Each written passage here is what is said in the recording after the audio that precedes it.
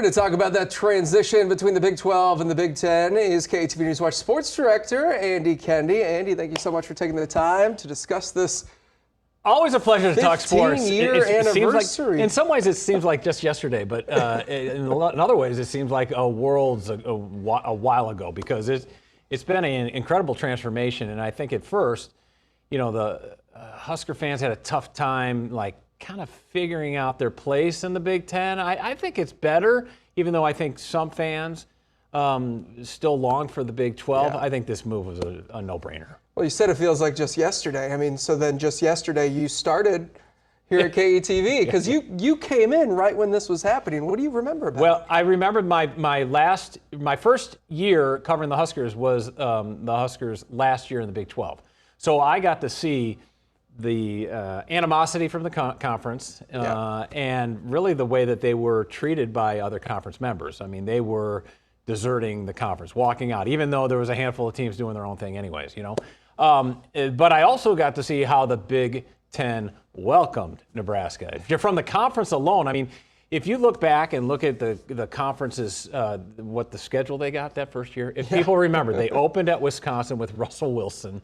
And then they had a home opener in terms of league against Ohio State. They had back-to-back road trips at Michigan, at Penn State. How about that? What was the national media saying at the time? Well, I think the Big Ten had gone through it not even a decade earlier with Penn State. So it wasn't as jarring as that Penn State move to the Big Ten was. But this really was a huge domino that really led to a whole bunch of movements that said, hey, maybe you haven't thought of Nebraska as a Big Ten team, but it can work. Now, remember, Nebraska at that point was a member of the AAU, which we haven't even brought up yet. They have since lost that designation. They're working to get the back end. They're going to get that back, it looks like, at some point. But it was a good academic fit. It was definitely, they had a lot in common, a lot more in common with Big Ten teams than I think people realized at the time. I remember, this is probably during COVID, but there was some talk from fans about, gosh, maybe we should go back to the Big 12. Yeah, but, at that point, I think that was COVID. That was just a product of the environment at the time and the atmosphere. I don't think that if you ask any sane Husker fan at this point, especially when you look at the financial ramifications of moving to the Big Ten, that anyone would want to do it differently at this point. So you think they're in the right spot? Oh, hands down. Now, have they had the football success? Of course not. They have not. And I think that it's taken some Husker fans, at least early on. I mean, now it's a different deal.